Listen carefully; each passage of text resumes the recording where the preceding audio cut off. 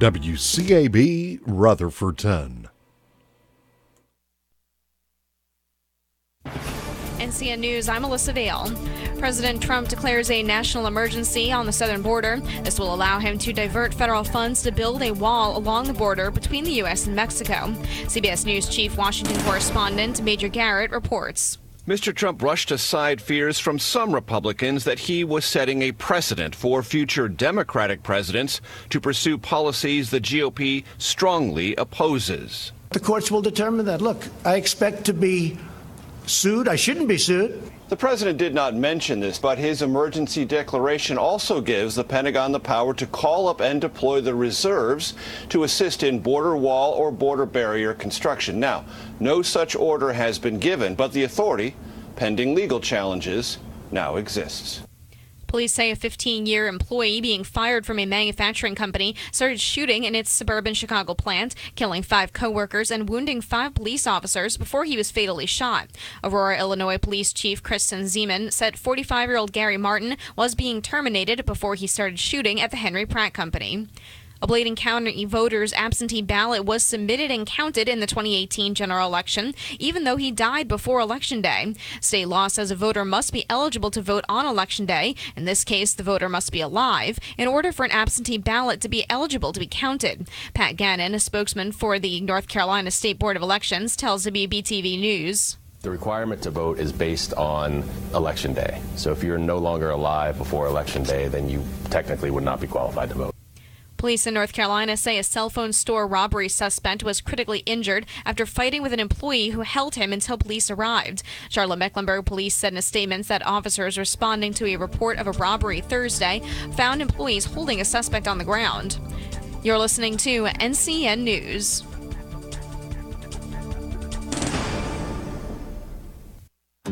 We used to think all lung cancer was the same. Now we know that each tumor may have a different genetic makeup. Several different molecular types of lung cancer have been identified. By performing molecular testing on a lung cancer tumor, doctors can try to determine what's causing the cancer to grow. It's a different way of looking at lung cancer. Because lung cancer can affect anyone. The young or old. Smokers or non-smokers. You or me. Knowing the molecular profile of my tumor helped determine my treatment options. Anyone can get lung cancer, and not all lung cancers are the same. Talk to your doctor to see if molecular testing is appropriate for you. Visit lungcancerprofiles.com to learn more. That's lungcancerprofiles.com.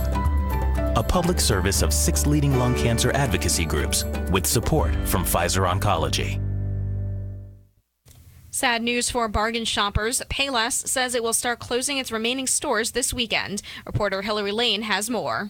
The popular footwear chain released a statement that says it will begin liquidation sales at its stores in the U.S. and Puerto Rico starting Sunday. Payless says all stores will remain open until the end of March, with the majority staying open until the end of May. It makes me sad because I like Payless. You can pay less. The shoe retailer emerged from bankruptcy protection 18 months ago with nearly $400 million in unpaid loans. Our University of North Carolina Chapel Hill hearings panel has dismissed an honor court case against a graduate student who colored a Confederate statue on campus with ink and blood. The News Observer reports a letter sent to student Maya Little said the panel voted to dismiss the case Thursday. It says the panel ruled her rights were violated during a previous hearing. Congressman Walter Jones was remembered as a kind man who did things his own way. At a funeral service in Greenville, Jones' Chief of Staff Joshua Bolin says that Jones was a man of the people. With a kind, humble heart and a gentle spirit, he was never too important to stop and talk to the janitor, to the intern, or to the stranger who had just introduced themselves in the dog food aisle at the food line. Jones served for more than 20 years on Capitol Hill. The women behind the Oscar-nominated documentary about Ruth Bader Ginsburg say the Supreme Court justice has a lot of fans in Hollywood. So Julie Cohen and Betsy West decided to take advantage of that by carrying around a Get Well card for Ginsburg for the various award shows they've attended for their film RGB. As a result, they were able to get autographs from many celebrities, including Steven Spielberg, Spike Lee, Lady Gaga, and Glenn Close. Get the first weather forecast of the day, sports, and today's local news on your favorite wake-up call. Weekday mornings with Bishop, Jim Bishop, on WCAB. Announcing today, Pope Francis has defrocked U.S. Cardinal Theodore Carrick on sex abuse crimes within the Catholic Church. It's the strongest action taken by the Vatican involving a high-ranking U.S. church figure. Vatican correspondent Josh McElwee is with the National Catholic Reporter. It's confirmed that the Vatican has found him guilty of sexual abuse or sexual harassment with minors, very serious crimes, and he's now 88 years old, no longer a priest. It's the final decision after McCarrick appealed. He served as Archbishop of Washington during the height of the sex abuse scandal that rocked the church. He stepped down from the ministry last year amid allegations and has been living at a friary in Kansas. Vice President Mike Pence speaking in Munich this past hour at the International Security Conference. He urged European nations who are still backing the nuclear deal with Iran to follow the Trump administration's lead and withdraw. Pence also spoke on NATO and funding. At President Trump's urging in the past 2 years, the number of NATO members spending at least 2% of their GDP on defense has doubled. Police in Illinois say the man who went on a deadly shooting rampage at a warehouse in the Chicago suburb of Aurora had just been fired. ABC's Ryan Burrow has more. The first calls coming in around 1:30 Friday afternoon. Dispatch transmissions captured by Broadcastify.com. Be advised, Aurora has an active shooter situation on Archer Avenue in Aurora. Police say Gary Martin shot 6 co-workers, killing 5 of them, then turned his attention to responding police. One officer is reported down at this time, active shots being fired. Police believe he then went into hiding in the 29,000 square foot facility. It wasn't until an hour and a half later he was found by police and engaged in another gunfight. APD confirmed that the suspect is down. Police say Martin worked at the company for 15 years. You're listening to ABC News. Ever wonder why Europeans seem to speak so many languages? Maybe it's because they use Babbel, the #1 selling language learning app in Europe. Babbel's award-winning technology gets you speaking right away, whether you're learning Spanish, French, or German. And best of all, you'll remember what you've learned. I always thought I was bad at languages, but after using Babbel, I can tell you I was just taught the wrong way. Using Babbel's 10 to 15-minute lessons, you can be speaking confidently in your new language within weeks. I was amazed that I could start having real-life conversations right away. It was so fast. Now I'm speaking Spanish. Woohoo! No wonder Babbel is the #1 selling language learning app in Europe. Try it for yourself and see why Babbel is the quick way to get conversational in a new language, like Spanish, French, or more. You can try Babbel for free. Go to Babbel.com or download the app and try it for free. That's Babbel, Babbel.com, or download the app to try it for free. That's Babbel.com. Chicago police say that they've released 2 persons of interest Friday night without charges in connection with last month's alleged bias attack on Empire actor Jussie Smollett. Police say they are no longer suspects after questioning them and obtained new evidence. They did not give any details on that new evidence. Police say the 2 were seen on surveillance cameras the night of the attack and were questioned. Smollett and attorneys have not commented. A Dallas County, Texas jury awards a woman $37.6 million in a lawsuit against Honda. That after a 2015 crash left her paralyzed. Sarah Milburn sued Honda a year after the 2015 crash in Dallas when she was 23. Milburn was riding in the 3rd row middle seat when the Uber driver ran a red light and the van was hit by a pickup. The crash leaves Milburn a quadriplegic with limited use of her arms and hands. Her lawyers argue the seatbelt system in the 2011 Honda Odyssey was poorly designed, resulting in her only buckling the shoulder restraint, not the lap belt, and led to her injuries. Honda tells ABC News it's disappointed with the verdict and intends to vigorously appeal. Chuck Sievertson, ABC News. The compensation fund created for victims of 9/11 is running out of money and will cut future payments by 50 to 70%. That, according to officials. September 11th Victim Compensation Fund says nearly 40,000 people have applied to the federal fund for people with illnesses potentially related to 9/11. This is ABC News. It's time to join the millions of people using Zoom video conferencing. Turn any size conference room, huddle room, or executive office into a Zoom room with flawless HD video, crystal clear audio, and instant wireless sharing. It'll even work with your existing hardware. Start your meetings with a single touch or use Zoom's new voice command feature. Hey Zoom, start meeting. Huddle happy. Visit Zoom.us to set up your free Zoom room trial today. That's Zoom.us. Zoom video conferencing. I'm Michelle Franz. If you haven't tried Jesse James Railroad Express, Railroad Avenue, Rutherford, you've been missing out. Jesse has some of the most delicious burgers, clubs, hot dogs, chef salads, taco salads, and much more. Everything is made to order, fresh daily, open Monday through Saturday, 8 to 4. Mention this ad and get a hot dog with mustard, chili, and onions, only 99 cents. That's Mondays only. Rainy days ahead. We have rain chances over the next several days, so keep those umbrellas handy. Today we'll have rain through the morning. High temperatures today in the upper 40s. Cloudy skies tonight. We should get a break from the rain. Low temperatures dip down into the middle 30s. But then Sunday, scattered showers become likely again, and we'll have cloudy skies throughout most of the day, with high temperatures staying in the lower 40s. I'm meteorologist Amy Wilmoth in the Weather Center. Well, if you enjoy sunshine, you are going to be disappointed. And the week ahead, we take a look at our extended weather forecast. 40% chance of rain on Monday, afternoon high around 60, and then an 80% chance of more rain on Tuesday, high around 47. 70% the chance of rain on Wednesday, afternoon high around 51. It doesn't stop. 60% the chance of rain Thursday, a high near 61, and then a 60% chance of rain on Friday with a high around 57. Bottom line, rain, rain, rain. It is raining this morning here on Whiteside Road in Rutherfordton at the WCAB Radio Studios. It is currently 52 degrees. Saturday morning, February 16th, and we have college basketball action on the calendar today. It'll be the University of North Carolina Tar Heels taking on Wake Forest, the Demon Deacons. 10:30 for the countdown to tip-off, and that means tip-off time today will be at noon, 12 noon, right here on WCAB. Time to take a look at this morning's obituaries. And this morning I have 4 obituaries to report. Mrs. Helen McKinney Byers, former resident of Ellenboro, passed away Thursday.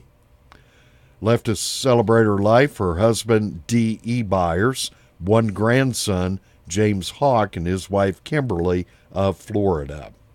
A memorial service to celebrate her life and legacy will be held today, beginning at 12 noon at the Bethel Baptist Church in Ellenboro. Online guest registry is available at eggersfuneralhome.com. Arrangements have been entrusted to the Eggers Funeral Home of Cliffside for Mrs. Helen McKinney Byers, a former resident of Ellenboro. Mrs. Martha Ann Lovett McKinney passed away on last Saturday at Spartanburg Regional Medical Center. Survivors include 3 sons, Jerry Lovett, Jimmy Ray Lovett, James McKinney, and 5 daughters, Susan McKinney, Sandra McKinney Lynch, Valencia Lovett Williams, also Stacy Lovett Vance, and Tonette Lovett Williams. 26 grandchildren, 28 great-grandchildren also listed among the survivors. Martha Ann McKinney, part of the first graduating class of Carver High School in 1952. She had worked at Cone Mills from 1971 through 1996. Funeral service will be held this afternoon, beginning at 2 o'clock at Crow's Funeral Home Chapel. Family will be receiving friends 1 hour prior to the funeral from 1 until 2 o'clock at Crow's. Private burial will be taking place at the St. Paul's AME Zion Church Cemetery in Forest City. Online condolences may be made at crowmortuary.com. Crow's Mortuary, assisting the family of Mrs. Martha Ann Lovett McKinney of Forest City. 58-year-old Mr. Eddie Dean Tipton of Forest City passed away Wednesday at Rutherford Regional Medical Center. He was a native of Rutherford County, worked in plastics manufacturing, having worked for United Southern for 20 years, Wilbert Plastics, and currently worked in cowpens for Barricap Industries. Avid fisherman, hunter, and a member of the Goods Grove Baptist Church. In addition to his mother, those left to cherish his memory include his wife, Felicia Tipton, also 2 sons, Brandon Tipton of Boiling Springs and Justin Dean Tipton of Forest City. 4 brothers, Wayne Tipton, his wife Patricia of Bostic, Jimmy Tipton, his wife Teresa, James Tipton, his wife Amy, and Scott Tipton, all of Forest City. 4 grandchildren also listed among the survivors. A memorial service will be held on Monday evening, beginning at 6 o'clock at the Harrelson Funeral Home Chapel. Family will be receiving friends 1 hour prior to the service from 5 until 6 o'clock at the Harrelson Funeral Home. Memorial donations suggested to the American Heart Association. An online guest registry is available at harrelsonfuneralhome.com. Harrelson Funeral and Cremation Services has been entrusted with the arrangements for Mr. Eddie Dean Tipton of Forest City. 59-year-old Mr. Brian Dorsey of the Shiloh community passed away Thursday at Rutherford Regional Medical Center. He was the son of Nell Melton of Bostic. He worked with many NASCAR teams over the years, including Jimmy Means Racing, Bud Moore Racing, Andy Petrie Racing, Jimmy Spencer Racing, Phoenix Racing, and was currently at JD Motorsports in Gaffney. Brian had recently celebrated 10 years sobriety. In addition to his mother, survivors include his daughter, Elisa Dorsey of Forest City, also his brothers, Mark Dorsey, his wife Michelle of Shiloh, and Kent Dorsey, his wife Carol of Bostic. 2 grandchildren, a niece, and several nephews also included among the survivors. A graveside service will be held Tuesday afternoon, beginning at 3 o'clock at the Sunshine United Methodist Church Cemetery. Visitation will be held on Monday evening from 5 until 8 p.m. at the Washburn and Dorsey Funeral and Cremation Service. Online condolences are available at washburndorsey.com. Washburn and Dorsey, serving the family of Mr. Brian Dorsey of the Shiloh community.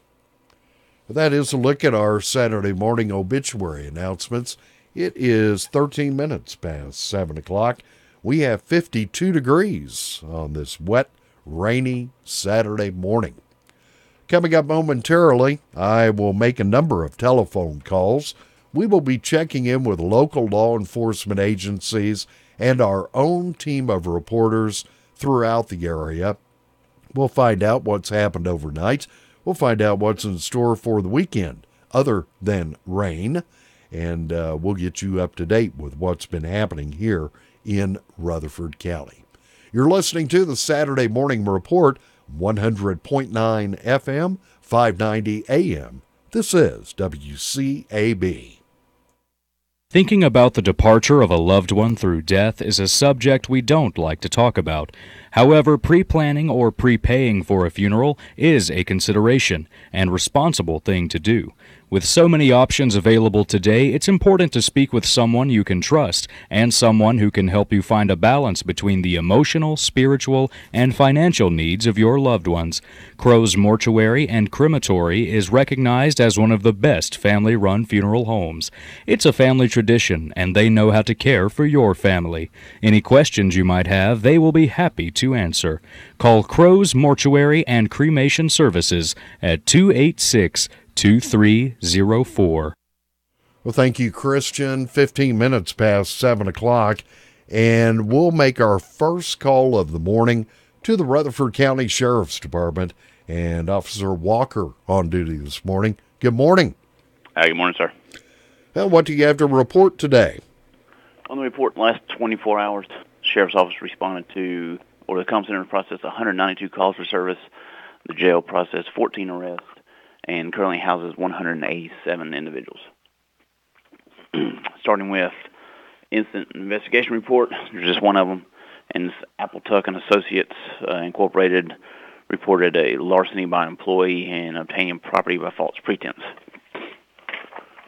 Moving on to our arrest, we have a Brian Edwards Pitts. It was arrested for or charged with possession of controlled substance in a jail, possession with intent, manufacture, sale, deliver Schedule 4 and Schedule 2 controlled substance, trafficking in opium and heroin or heroin, maintain, place controlled substance, and possess tobacco by an inmate. Terry Wilder was arrested for failure to appear on a misdemeanor. Get into some other stuff here. Let's see. Douglas Montgomery was arrested for speed eluding arrest, possession of controlled substance in a jail, possession of firearm or felon. Bruce Wayne Givens Jr. was arrested for assault and battery, injury to personal property. Christopher Suey was arrested for felony probation violation, failure to appear on a misdemeanor, resist, obstruct, and delay public officer, possession by firearm of felon, larceny of a firearm, breaking and entering, and larceny after breaking and entering. Ashley Keeter was arrested for possession of methamphetamine, simple possession of marijuana, aid and abet, possession of firearm of felon, carrying a concealed gun, and possessing a controlled substance in a jail. And that is all, sir. And we do appreciate the report this morning. Hope you have a good weekend. Well, thank you. You too. That's Officer Walker reporting in this morning from the Rutherford County Sheriff's Department. 17 minutes past 7 o'clock. Have you heard the 3 big lies about Medicaid eligibility? First, if you need a nursing home, Medicaid will take your house. That's not true. Second, if you transfer assets, you have to wait 60 months to qualify. That's not true. And third, if you're already in a nursing home, it's too late to protect your assets. That's not true. Please call attorneys Gerald N. Willis, Kent Baldwin, or Martin Gerard at the Arledge Law Firm for a free consultation and learn the truth about Medicaid and eligibility and nursing home care in North Carolina. It's more likely than you think that you may qualify and not lose everything you own.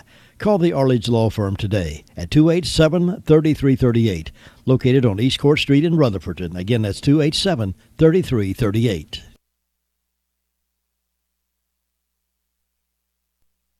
Well, thank you, Jim. That is the voice of Bishop, Jim Bishop. He is here to wake you up Monday through Friday mornings in the Blue Room here at WCAB. And I'm going to push a couple of buttons, and we are going to make the next call of the morning to the 911 Communications Center. Candy's on duty this morning. Good morning, Candy. Good morning. Well, what do you have to report today? In the past 24 hours, Rutherford County Sheriff's Office 911 Communications Center has processed 470 911 calls and administrative calls, which consisted of 35 for EMS, 24 for rescue.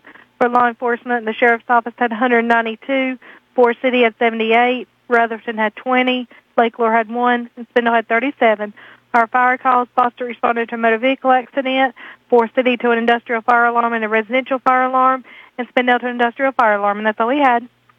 And we do appreciate the report this morning. Hope you have a good weekend. You too. Thanks, Candy. Thank you. That's Candy. She's at the 911 Communications Center. And coming up next, we'll head up toward Lake Lure, and we'll check in with Homer up at the Rumbling Bold Golf and Beach Resort. The Foothills Furniture Closeout Sale is now underway, and you can get some real bargains on some real nice furniture.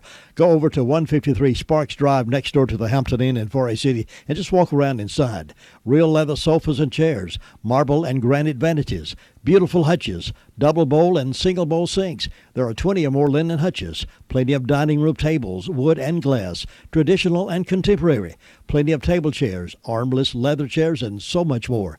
Much of it still in the original boxes and at wonderful low prices. Go see for yourself. The Foothills Furniture Closeout Sale is open after lunch until 9 p.m. or call DeWitt at 447-7313 for other times. I was impressed, and I know you will be too. Foothills Closeout Furniture Sale, Sparks Drive, beside Hampton Inn, Forest City. Lifestyle Wellness and Spa is celebrating their 31st anniversary, and you get the gift. That's right. The gift of membership at Lifestyle for only 31 cents is yours for the asking. Thank you, Rutherford County, for supporting our family-owned and family-operated business. At Lifestyle, you can enjoy group exercise classes, yoga, silver stretch, women's studio, swimming pool, new equipment, and so much more. Join now during the anniversary celebration for only 31 cents at Lifestyle Wellness and Spa. Ask about the new 828 Functional Weight Loss Challenge 2. Only 20 slots available at Lifestyle Wellness and Spa. African American women die from breast cancer nearly 41% more than Caucasian women. That's unacceptable. Visit Komen.org/unacceptable. WCAB, Rutherfordton. Well, as promised, we're going to head up toward Lake Lure, and we'll stop off at the Fairfield community, home of the Rumbling Bald Golf and Beach Resort, and that's where we find Homer. Good morning, Homer. Good morning. Yeah, it's kind of soggy out there today. Yeah, I was expecting it, so I could tell it was raining because my knees were aching this morning, so I definitely knew it was raining out there. Looks like it's going to be with us pretty much all week. Yeah, it's going to be definitely a wet week, so that's something we're going to have to tend with. It was raining pretty good on my way to work this morning. Currently, right now, it's not raining here. I'm standing outside the security office, and I'm sure it's going to rain some more, but it has stopped for now here. Kind of cloudy skies. You can definitely see the rain clouds. Not much going on this morning. A few people venturing in and out. Temperature is pretty mild. That's a good thing. It was 51 at midnight. Currently, it is 52. Like I said, we're dealing with the rain today. We've got a couple of road teams coming in. Supposed to be in around 6:30 this afternoon. And no matter if it's raining or not, they're going to be out there on their boats, and they'll be paddling. So rain's not going to put a damper on that. Other than that, that's about all that's on my books. Like I said, not a whole lot going on up here today. Don't think there'd be many golfers out. And let's see, we got the Country Breakfast Buffet. That's going to be next Saturday. Not today, but that's going to be next Saturday. We'll be announcing that more as the week goes along. So just be prepared for a wet and rainy weekend. All right. This will be the first two rowing teams coming in this year, won't it? Yeah, these are the first two teams. The lake is not lowered, so they'll be able to drive out on the beach and go from the beach straight to the water. So I think they'll like that pretty good. We're all set up and ready, waiting for them to come in. Yeah, if I remember right, last year, didn't you have to build a special dock for them to get out there? Yeah, the lake was lowered, and it was a long way out to where the water is, so our maintenance team had to build like some type of a dock for them to walk all the way out to the water. That took a little doing, but it seemed to work out just fine for them. And I guess you'll have these rowing teams now over the next several weeks. Oh, yeah. We've got, I think, around 12 or 13 teams coming this year, maybe a little bit more than that. So we got the first two coming today and a lot more to come. I'll tell you, if folks have never seen that, it is interesting to watch them practice. And they take this sport very seriously. Oh, yeah. I've watched them several times, and you got to be in pretty good shape to do that, I would say. Yeah. A lot of folks don't even know that happens at the college level, but yeah, there are a number of colleges that have rowing teams. Oh yeah, that's a pretty popular sport, and it's getting to be a little bit more popular, I heard. Yeah. Homer, we appreciate the update this morning. I hope you have a good weekend. Thank you. You do the same. Okay, thanks, Homer. Bye-bye. That's Homer. He's up at the Rumbling Bald Golf and Beach Resort up near Lake Lure. 25 minutes now past 7 o'clock. Yeah, it is raining here in Rutherfordton. It's currently 52. Farm Bureau Insurance doesn't hire celebrities to push auto coverage. We think people might like to make decisions based on service and savings, not just because that guy from that show says it's a good idea. Instead of faces you know from your TV, we offer faces you know from your neighborhood, because we're headquartered in North Carolina with local agents right in your town. That's really the only thing we want to be famous for. North Carolina Farm Bureau Insurance, helping you is what we do best. In Rutherford County, please call 287-2428. North Carolina Farm Bureau Mutual Insurance Company, Farm Bureau Insurance of North Carolina, Inc., Southern Farm Bureau Life Insurance Company, Jackson, Mississippi, an independent licensee of the Blue Cross and Blue Shield Association. Nearly 250,000 men and women in the U.S. will be diagnosed with breast cancer this year. Breast cancer is unacceptable. Visit Komen.org/unacceptable. Get the first weather forecast every morning at 6:05 here on WCAB 100.9 FM, 590 AM, Rutherfordton. Hey, Tom, I am not sure I want to hear the weather forecast for the next couple of days. Rain, rain, rain, rain, rain every day for the next 7 days. What is it, 40 days, 40 nights? I feel like we could be in for it. Hey, let's make connections now over in the Cherry Mountain Fire District, Bostic, Sunshine, Golden Valley. It's time to say good morning to Sue Price. Good morning, Sue. Good morning. Nice rainy morning this morning. If you like the rain, it's nice. Yeah. That's right. Oh, me. We might do the rain, go away, come again another day. Yeah, it's about time to start thinking about building that ark again. Oh, me. Well, we just have to take what comes. I guess we're getting the rain now, and maybe this summer it's going to be dry. That's sort of the way it goes, I guess. I don't know. It seems to me, last year we had a record rainfall amount, so I figure we've got enough in the ground to last us for quite a while. We've had a lot of rain, that's for sure. Yep. Well, let's see. I got 53 degrees this morning and rain, so it's warm out there. Not too cold this morning, but it's a sort of a messy day to have to get out. And I didn't have any calls from the fire department, so I reckon they've been quiet, and that's a good thing. No birthdays on my church calendar today. Tomorrow I've got a birthday for Brenda Mode, so happy birthday, Brenda. I hope you'll have a good day. And see, nothing on my personal calendar. Fairview doesn't have anything for today. Let's see, nothing for today or tomorrow. And First Broad, let's see, they have a birthday for Frankie Hudson and nothing for tomorrow. So not too many celebrating over this way, but we hope anybody that's having a birthday or anniversary will have a real good day on their special day. And in my announcements, the Glenwood Baptist Church is having a benefit to help with medical expenses for the Coker family. And this will be Saturday night, beginning at 6:30 with the Golden Valley Crusaders and the Hamptons. And an offering will be taken, so come on out tonight for real good singing over at Glenwood. Also, the Come and Eat at My Table ministry invites anyone to come to the Golden Valley Community Club for soup and desserts, and that's from 1 to 5 p.m.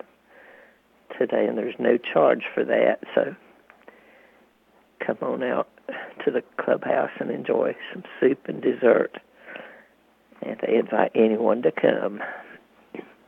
And so far, that's the only announcements I have. It's just a calm over this way and looking for a good day and a good weekend, and I hope you'll have one, Jay. You know, I guess the good news was Valentine's on Thursday was a nice day, and I guess Bostic Florist was pretty busy. Oh, yeah, they're always busy. It's a busy, busy day. It takes a lot of help to get through it. Yeah, I bet that's one of their busiest days of the year, probably. It is. Yeah. Got Mother's Day coming up pretty soon. That's probably kind of busy, too. Yeah, that comes in second to Valentine. But they have a hard time getting everything done. Yeah, it's a challenge. Always a few bloopers, but just have to work through them. And then you always have those folks who wait until the very last minute, and you're like, why didn't you place this order a couple of days ago?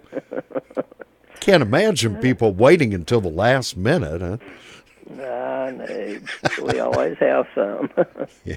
Well, Sue, I hope you and Richard have a good weekend, and I'll talk to you again next week. Okay, Jay, you have a good one. Okay, Bye-bye. Thanks, Sue. That's Sue Price. She's over around Bostic, Sunshine, Golden Valley. Sunshine? What's that? Rain, rain, rain over the next few days. This is getting old. Your car's best friend can be RS Speedy Lube Service Center. That's because RS Speedy Lube Service Center and Car Wash can keep your car or truck running clean with a regular oil change. They check the fluids and vacuum out the car and have you on your way in no time. Go next door for a radiator or transmission flush, brakes, exhaust, CV joints, and service for big trucks and campers also available. Pull next door to the RS Speedy Automatic Car Wash and make your car happy with a clean, all under and all over car wash. It's all at RS Service Center and Car Wash on Railroad Avenue in Rutherfordton. Save-A-Lot Grocery, White Oak Plaza, Spindale has hundreds of super low prices on most of your favorite name brand items. They have 500 plus prices lowered across the entire store. Stock up on fresh meats, produce, frozen foods, snack foods, and your favorite beverages and pastries. Open Monday through Saturday, 8 to 9, Sunday, 10 to 8. Save-A-Lot Grocery, White Oak Plaza, Spindale. JD and Marie Shook have lost their minds, or they've just got the New Year spirit. Starting now, every time you visit the Recliner Center, you can register to win a brand spanking new recliner. A recliner will be given away every month from now and just whenever.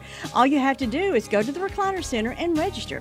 Now, after the drawing, the names will be tossed out, and at the beginning of the month, a new box will be ready for you to register again. So don't miss out on your chance to win a recliner from the Recliner Center. This is JD and Marie's way of saying thank you to all their friends and customers for making them a success for over 30 years. Don't forget to check out the Spring Air bedding. Doctors tell us a good night's sleep is very important for energy and stamina. Shouldn't you be resting better this year and having more energy? Spring Air bedding and a chance to win a recliner. And the Recliner Center will now be opening on Mondays and Tuesdays. Store hours are Monday through Friday, 9 to 5, and Saturdays, 9 to 2. They're on Coopers Gap Road in Rutherfordton. Thank you, Lou. 26 minutes before 8. I am looking for a place with lots of bright sunshine this morning. Maybe I will find it up in Union Mills. We'll check in with Brenda Kelly. Good morning, Brenda. Good morning. How are you? The only sunshine you're going to have is in your dreams. Just pretend. Keep all the lights on in the house. That's what the bright light will be today. Yeah, and I'm afraid for the next week. Oh, I know it. I looked at that on Channel 13, and I thought, my goodness. But we ain't got no control over it. And I know, I believe it was last week, somebody said something about needing some rain, and it started raining. It was way after dark last night. And I looked out this morning when it got daylight, and already the water just standing out in the backyard, so the ground was still just wet. Yeah. It's soggy out there, no doubt. This is a super sloppy Saturday. Ooh, I like that one. Super sloppy Saturday. We got to remember that one. So everybody needs to be careful, though, with all the rain and stuff. And this is just the beginning. Like you said, it's going to last for the next, 6 or 7 days? Yeah. Yeah. So we just have to grit our teeth and grin and bear it. So we ain't got no control over it. But anyway, I've got 48 degrees on the front porch. I had a half an inch of rain overnight. Birthdays today, I've got Nakia Moore, Jennifer Woody, and Jackson Lane. And tomorrow on the 17th, I've got Bill and Barbara Morgan and an anniversary, and Martha Baker and Barry Hall birthdays. I don't have anything around here for either day, so we hope all these people have a great old big day on their special day. And in ways of announcements, we got a country breakfast buffet Saturday, February the 23rd, 7 to 10 a.m., White House Community Center at 5408 Painters Gap Road, Union Mills. Adults is $6. Children 6 to 12 is $3. Children under age 6 eat free. They'll have eggs, grits, West Court sausage, Hunter's liver mush, biscuits, sausage, and plain gravy, taters, applesauce, French toast, orange juice and coffee, jams and jellies. All proceeds go for the upkeep of the building. And for $6, you can't beat that. That's a good deal. And then craft show, Merry Christmas Morganton, November the 1st and 2nd, Morganton Rec Center. Booth fee for both days is $100. For information, call Angie Medford at 828-748-1311. Then we got a spring toy run, Toys for Tots, United States Marine Corps Reserve. Where? Far City Church of the Nazarene, 728 Hardin Road, Far City. When? Saturday, March the 30th. What time? Restoration begins at 10 a.m. First bike at 11:30 a.m. $15 single rider, $20 double rider, or a new unwrapped toy. What will be there? Drawings, live music, motorcycles, classic cars. Classic cars, $5 entry fee with a $50 best in show prize. For more information, contact Greg Curtis at 828-447-9440. And that's all I got going on. All right. Could you repeat that all one more time, please? I will sometime next week.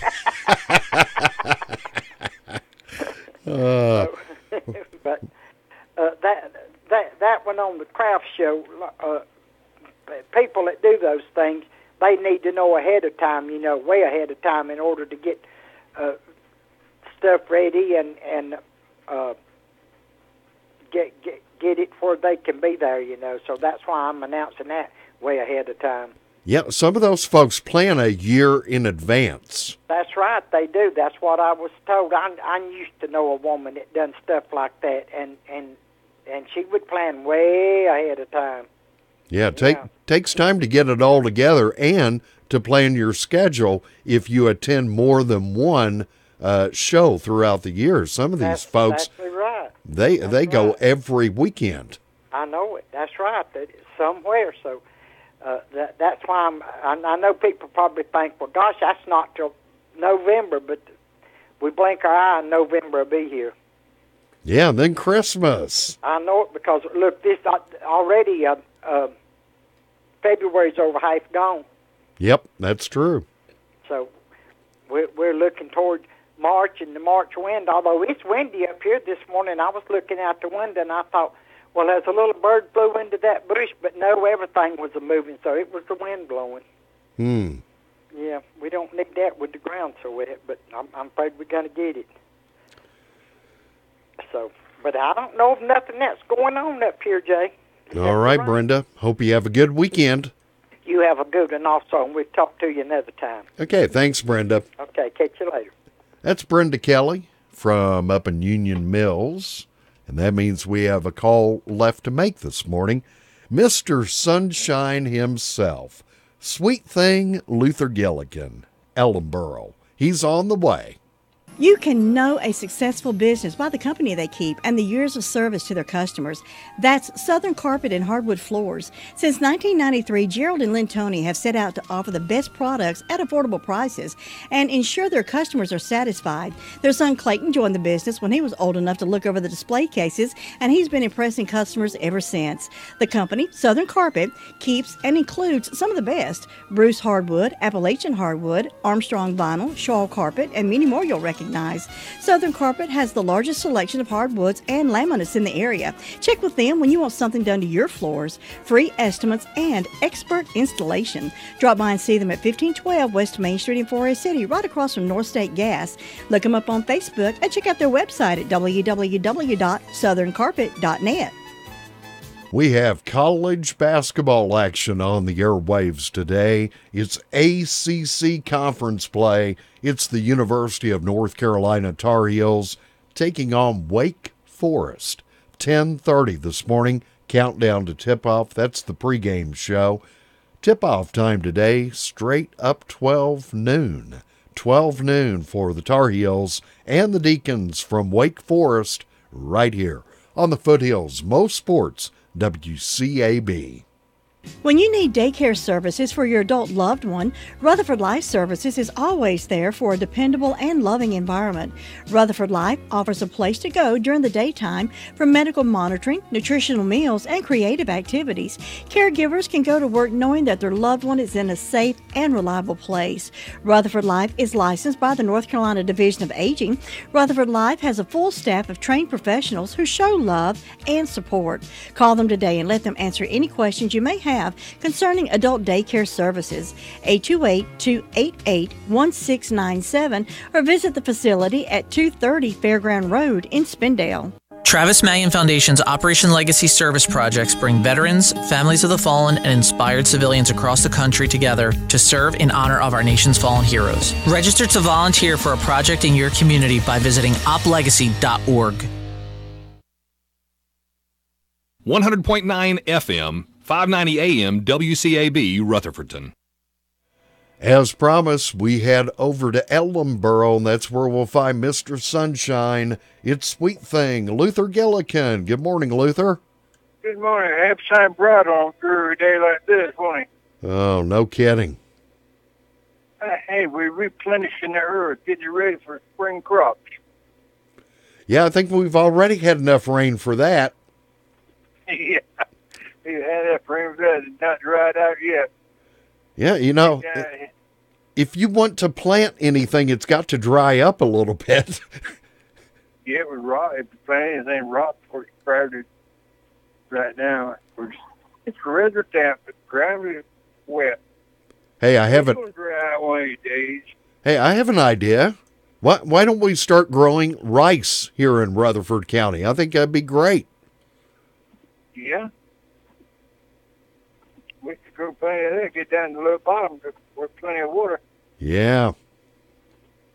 And I could enjoy the rice too. Yep. Love rice. But we're having a good time there. This winter's a little wet, but hey, we staying dry. Of course, we're inside drinking coffee, eating biscuits. But it's quiet this morning down the hall. I go and see the fire department. I had one medical call. Other than that, they're quiet this morning. Just nothing going on there. Everybody just laying back. Don't want to get up. It's raining out. Can't do anything. Just stay inside. But when we have birthday day, see Bob Curtis, he's having a birthday today. And Myron Wright, he's having a birthday today. And Miss Thelma Glover, she's having a birthday today. And Rob and Lori Downey down here, they have the wedding anniversary today. So hope these people have a great day and enjoy their day. Jay, you try to stay dry. You have a good day, and we'll talk to you next time. All right, Luther. Hope you have a good weekend. I'm going to have a great time. You too. Take care. That's Luther Sweet Thing Gillikin reporting in this morning from Ellenboro. It is 16 minutes before 8 o'clock. Multiply the cash scratch-offs. Let me multiply the cash so I can multiply what I love. Boats, fishing boats, sailboats, ski boats, the wind in my face, the sun glistening against the water like diamonds. Diamonds? I'd love to multiply diamonds. Big ones, small ones, black, yellow, pink, blue. I love diamonds on necklaces, on bracelets, on my phone, on my dog. Sparkly, shiny. Shiny, I love shiny. Shiny guitars, loud ones and rare ones. I multiply me jam sessions in my garage and maybe on stage in front of a packed stadium. With me band ripping hard on my most gnarly axe. Did you say axe? Timber! I love axes. Custom ones, painted ones, sharp ones, dull ones. They multiply what they love, so we multiply the cash. New Multiply the Cash scratch-offs from the North Carolina Education Lottery with over $119 million in total prizes. Multiply what you love up to 50 times. Must be 18 to play. Approximate overall odds of winning range from 1 in 3.3 to 4.79. Problem gambling helpline, 877-718-5543. 15 minutes before 8 o'clock, and it's time to open up the telephone lines and find out who is celebrating a birthday or an anniversary this weekend.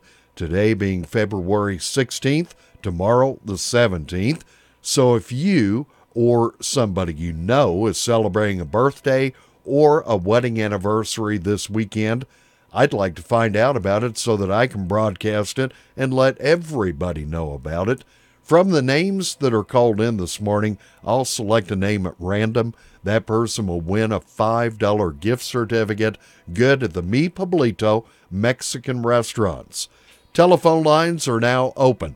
287-3356, 287-3356. Inspiration grows here. The Southern Spring Home and Garden Show, February 22nd through 24th and March 1st through 3rd at the Park Expo and Conference Center. 2 weekends only to find innovative products, great deals, and practical advice with hundreds of experts. See America's favorite carpenter, Ty Pennington of TLC's Trading Spaces, appearing February 23rd only. Plus, explore the beautiful Bellegarde Gardens inspired by HGTV. From kitchens and baths to gardening and more, the Southern Spring Home and Garden Show. Buy tickets online and save $2 at charlottespringhomeandgardenshow.com. The Foothills Furniture Closeout Sale is now underway, and you can get some real bargains on some real nice furniture. Go over to 153 Sparks Drive next door to the Hampton Inn in Forest City and just walk around inside. Real leather sofas and chairs, marble and granite vanities, beautiful hutches, double bowl and single bowl sinks. There are 20 or more linen hutches, plenty of dining room tables, wood and glass, traditional and contemporary, plenty of table chairs, armless leather chairs, and so much more.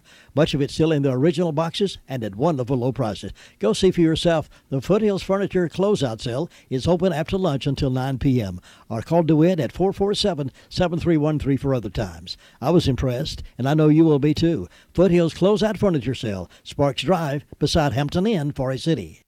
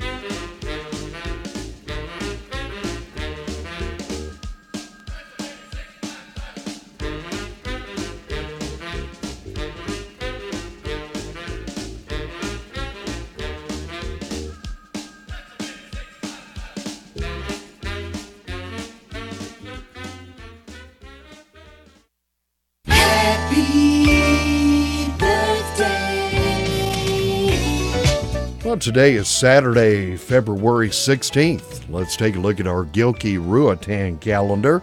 Find out who's celebrating up near Gilkey today.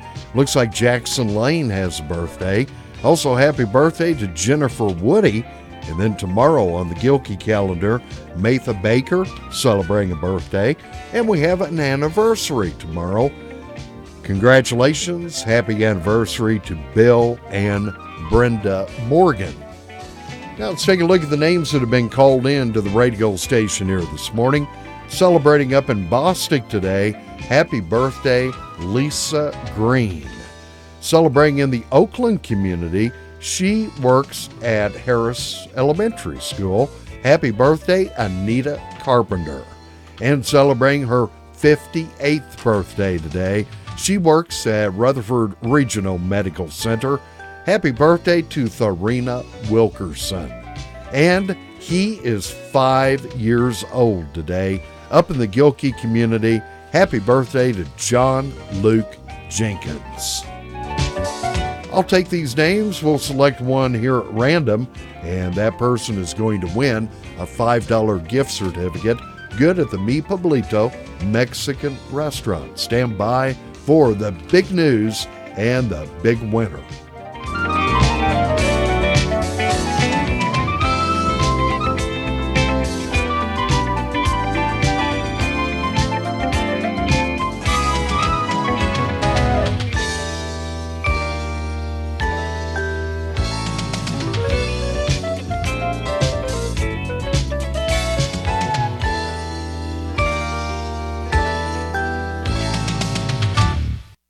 Today's hits and yesterday's memories, WCAB Rutherfordton.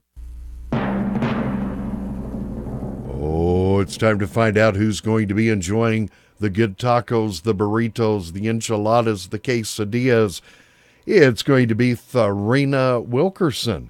Tharina Wilkerson, congratulations. We'll have that gift certificate here at the Radio Studios on Whiteside Road in Rutherfordton. You can stop by in the next couple of days, pick that up, and then enjoy all of that great food. And yes, you have to try the sweet tea. And don't forget about the fried ice cream. Mi Pueblito, 2 locations here in Rutherford County. Gilbert Talks Taxes coming up momentarily in 5 minutes at 8 o'clock this morning. NCN News, I'm Melissa Vale. Former U.S. Cardinal Theodore McCarrick has been defrocked by Pope Francis over a sex abuse scandal. Vatican officials found McCarrick guilty of soliciting for sex while hearing confession and sexual crimes against minors and adults. Correspondent Seth Doan has more. All along, former Cardinal Theodore McCarrick has said he is innocent. He has been fighting for his side of the story with a lawyer. But the Pope has affirmed the decision made today, or made by the Congregation for the Doctrine of the Faith, and by the Pope affirming this decision by this body that investigates sex abuse crimes, there can be no further appeal.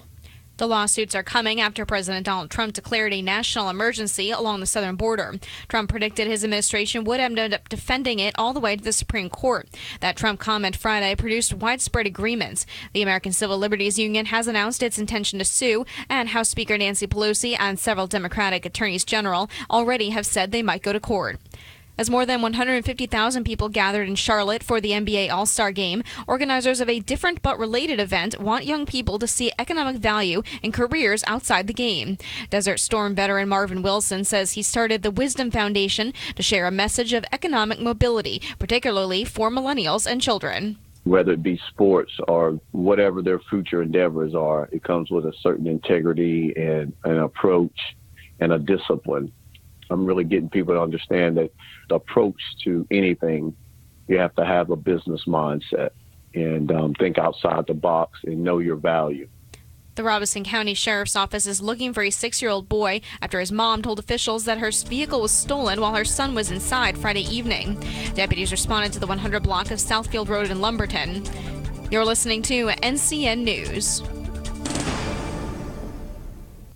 Who is the North Carolina High School Athletic Association? We are over 200,000 student athletes. We are dedicated educators, coaches, and mentors. We're your neighbors and friends that put on the striped shirts and officiate the games you love every week. We are 417 member high schools from small towns and big cities, anywhere from Murphy to Manteo. We are making a difference and building leaders of communities for the next generation. Who are we? We are high school. We are the NCHSAA.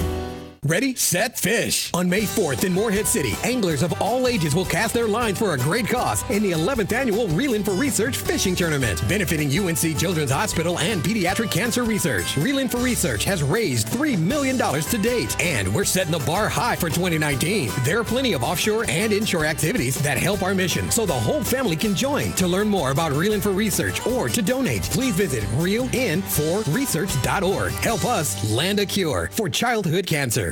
Health officials in the U.S. say the flu vaccine has been very effective this season by reducing the sickness by almost 50%. CBS News correspondent Tom Hansen has more on the story. CDC estimates find this season's flu vaccine has reduced the risk of going to the doctor for flu-related illness by 47% overall. The effectiveness is even higher among children between 6 months and 17 years, reducing doctor visits to 61%. At Wake Forest, high school student is being accused of sexually assaulting a fellow student. 17-year-old Bobby Campbell, a junior at the school, has been accused of inappropriately touching a female classmate who is also a 17-year-old junior at the school. He was charged with 1 count of sexual battery. Campbell was arrested at the school on Wednesday after detectives spent days investigating the incident, which happened on February 8th, according to court documents. NC State basketball player Eric Lockett has been arrested and charged with assault on a female. According to arrest warrants, Lockett hit a woman in the face on Tuesday. Lockett was suspended from the team and didn't play in Wednesday night's game against Syracuse. The woman who was allegedly assaulted, Saskia Gibold, tells WTVD she didn't want charges pressed against him. Everyone pretty much knows what's going on. I never wanted it to get this far. I didn't even call the police on him. I didn't want anyone to be involved in this. It was between me and him. Liam Hemsworth and Miley Cyrus's 10-year romance may have never happened. During an interview with Today, which airs on Sunday, Hemsworth, 29, revealed he almost didn't get the role as Will Blakely in The Last Song, the role that introduced him to his now wife, 26. Someone else was originally cast, but it didn't work out, so his agent called him and said he had to come back and read with Miley again, after which he got the job. The couple got married in December after about 10 years of being together. Reaching 10 counties with the best variety of entertainment and information. This is 100.9 FM, 590 AM, WCAB Rutherfordton. Keep the umbrellas with you for quite a while. We'll have rain chances over the next several days. Today we'll have rain at least through the morning. High temperatures today in the upper 40s. Cloudy tonight. It should stay dry tonight. Temperatures will dip down into the mid-30s. But Sunday it's cloudy. The rain returns. We'll have some scattered showers. And it stays chilly with high temperatures in the lower 40s. For the North Carolina News Network, I'm meteorologist Amy Wilmoth in the Weather Center. Good morning, everyone.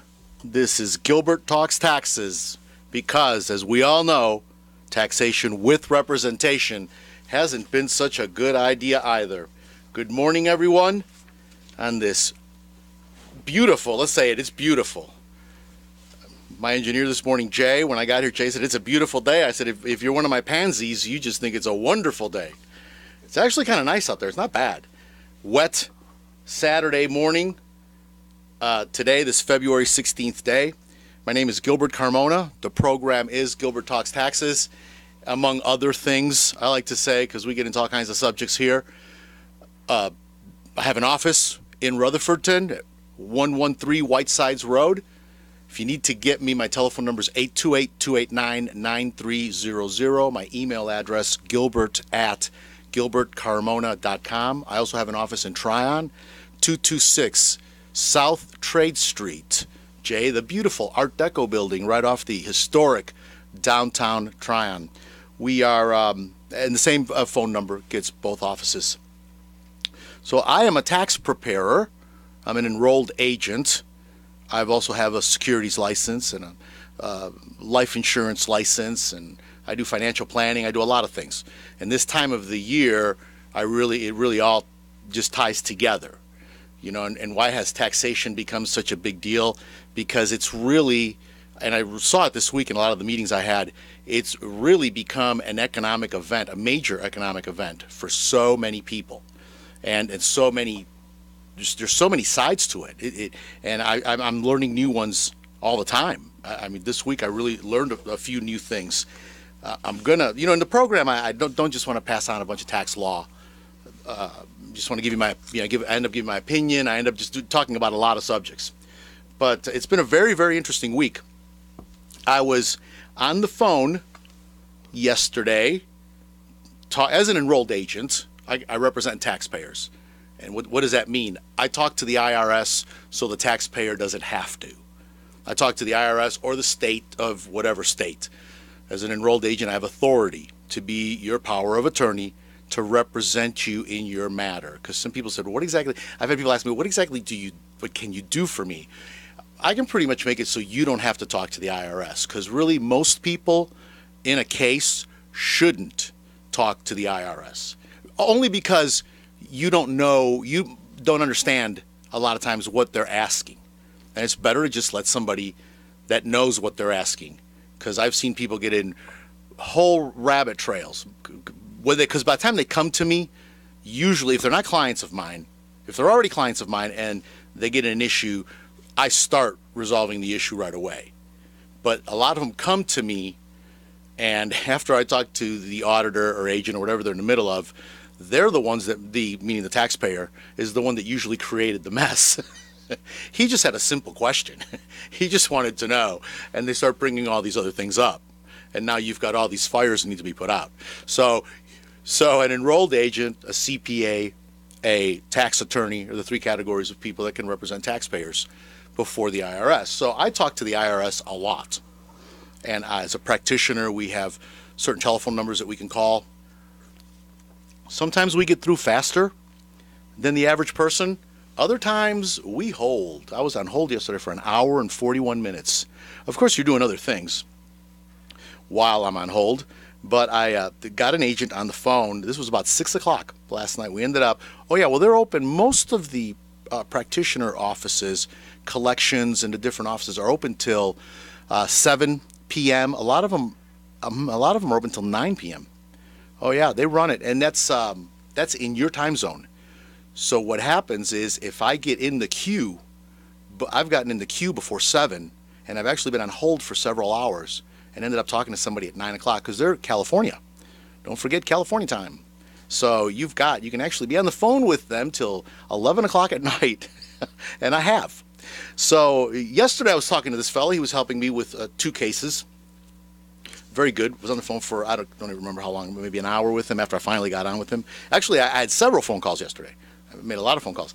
And in just the conversation while files are pulling up on his computer, I wanted to make sure they were going to be closed Monday. The IRS will be closed Monday. It is President's Day. Banks are closed. Not all state offices are closed. Some are, some aren't, different states. So it's kind of a strange schedule because we deal with so many different agencies. So I want to make sure all you guys are going to be, we're closed, he said. And then we're back Tuesday.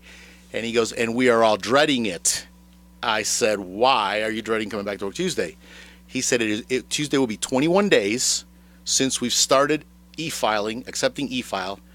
He said the phones will be melting. Everybody that didn't get their refund Tuesday morning will be on the phone. He said every year, 21 days, it's like they tick it off on their calendar. So if you filed your tax return and you haven't gotten your refund yet, and a lot of people have gotten refunds, people that do not have children or dependents that generated a credit on their tax return, those people, many of my clients have already gotten their refunds because a lot of them will go ahead and shoot me a phone call, let me know, hey, it's in the bank, whatever, however they tell me, send me a text. And so quite a few. So things are, moving along, despite what the media said about you not getting your refund till sometime in June. Because of who? Because of President Trump. It's all his fault. Everything is his fault. But so he said we tried. So don't call them Tuesday. Now you can go to Where's My Refund, and the only Where's My Refund tool you should use is the one on the irs.gov website. If it is not irs.gov, don't click it, because there are many fraudulent scam sites. I'm sorry, I'm sipping water here. It's kind of warmish in here. So just a little warmish in here. So irs.gov, they've set up sites, and you could actually be putting in your social security number and other information in a fraudulent site. All the irs.gov, Where's My Refund tool needs is your social security number, your filing status, and the amount of your refund. Okay? If you are at a website and it is asking for anything else, it is a fraudulent website. Okay? They do not need your date of birth. They do not need your bank account number. They do not need the name of your wife and the dependents and what your car you drive. None of that matters. Okay? So I recommend you use that tool. Call it. That tool is not going to have let me say it this way, the agent answering the phone is not going to have any more information in that tool. They actually are using that tool, a back office version of it. But that's basically what they're doing. Now, if the tool tells you there's a problem, just read the note, and it'll ask you, it'll make some comments. It'll say, there's an issue, please read form, please read form 8379, and it'll give you a code, or it will tell you to call a number. Sometimes it'll say that. Other times it'll just say in process. There's also another tool called Where's My Amended Return? For those of you that have had to file amended tax returns, again, irs.gov, Where's My Amended Return? That tool. Again, all that. Now that tool does ask for a little bit different information, but like the year you amended and a few things like that. But basically, the information is very, very basic that it's asking for. Okay, so don't call them. At least give them a week. Give them a break. Give them a week, because a lot of it's just going to show up. They say 21 days is a benchmark. It can easily go 7 days after that. Now, those of you with earned income tax credit, child tax credit, those were actually opened for review Friday. It doesn't matter how early you filed it. None of them posted to the system for review until Friday the 15th. They will be releasing those. Target date for releasing them, February 27th, 28th.